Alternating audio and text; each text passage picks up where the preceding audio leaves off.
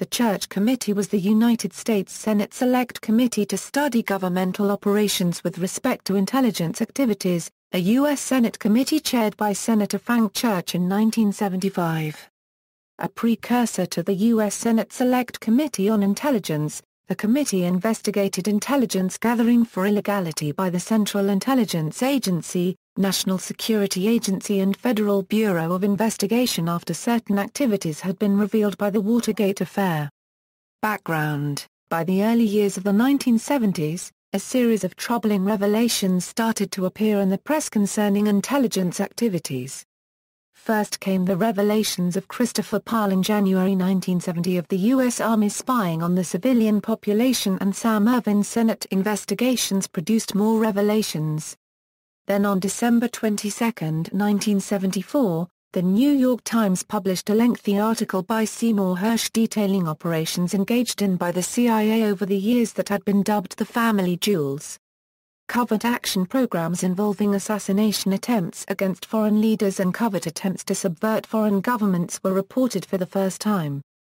In addition, the article discussed efforts by intelligence agencies to collect information on the political activities of U.S. citizens.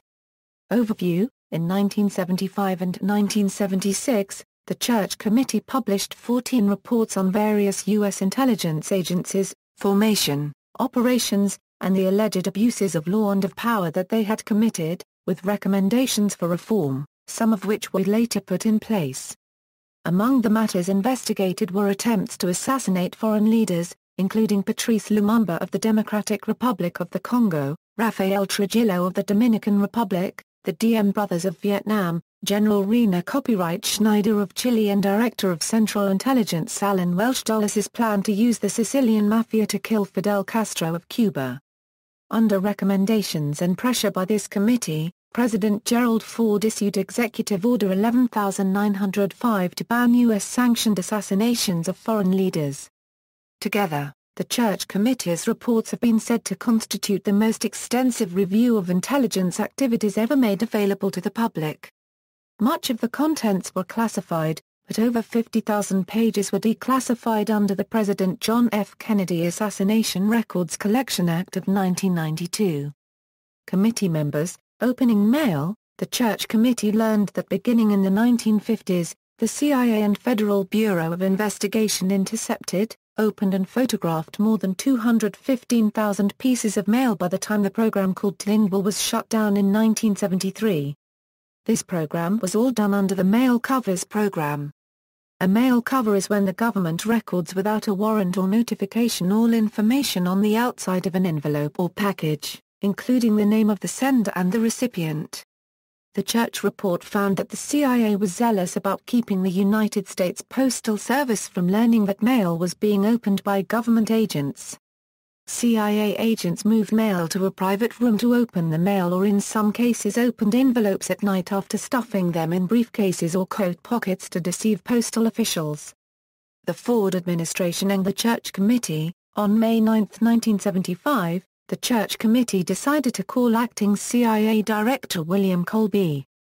That same day, Ford's top advisors drafted a recommendation that Colby be authorized to brief only rather than testify, and that he would be told to discuss only the general subject, with details of specific cover actions to be avoided except for realistic hypotheticals.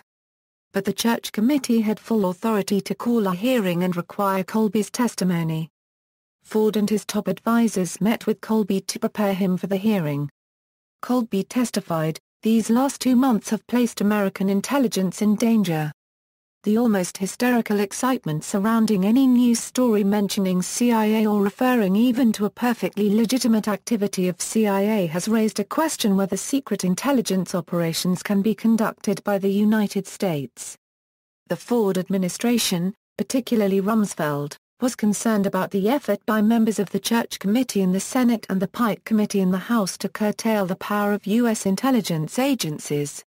Frontline quoted U.S. diplomat and Nixon assistant Robert Ellsworth, who stated, "They were very specific about their effort to destroy American intelligence capabilities." It was Senator Church who said our intelligence agencies were rogue elephants. they were supposedly out there assassinating people and playing dirty tricks and so forth. Well, that just wasn't true. Rumsfeld and Ellsworth prevented the committees from dismantling the CIA and other intelligence organizations. Results of the investigation: on August 17, 1975, Senator Frank Church stated on NBC's Meet the Press without mentioning the name of the NSA about this agency. Aftermath: early on, critics in the entertainment and news media such as Bing Crosby and Paul Harvey accused the committee of treasonous activity. The 1975 assassination of Richard Welch, a CIA station chief in Greece, intensified the public backlash against its mission. The committee's work has more recently been criticized after the September 11 attacks, for leading to legislation reducing the ability of the CIA to gather human intelligence. In response to such criticism, the chief counsel of the committee, Frederick A. O. Schwartz Jr., retorted with a book co-authored by Aziz Z. Houck, denouncing the Bush administration's use of 9/11 to make monarchist claims that are unprecedented on this side of the North Atlantic. In September 2006, the University of Kentucky hosted a forum called, Who's Watching the Spies? Intelligence Activities and the Rights of Americans, bringing together two Democratic committee members, former Vice President of the United States Walter Mondale and former U.S. Senator Walter D. Huddleston of Kentucky, and Schwartz to discuss the committee's work, its historical impact, and how it pertains to today's society. See also, Hope Commission, COINTELPRO, Rockefeller Commission, Surveillance Abuse, Family Jewels, Ryan Act, Unethical Human Experimentation in the United States, Project MKUltra, Operation Gladio, Operation Mockingbird, Pike Committee, The Shadow Factory, the ultra-secret NSA from 9/11 to the eavesdropping on America. References. Further reading: Johnson, Locke K. A Season of Inquiry, Congress and Intelligence. Chicago, Dorsey Press. ISBN A978-0-256-06320-2. Smist, J.R., Frank J. Congress oversees the United States Intelligence Community, 1947–1989. Knoxville, University of Tennessee Press.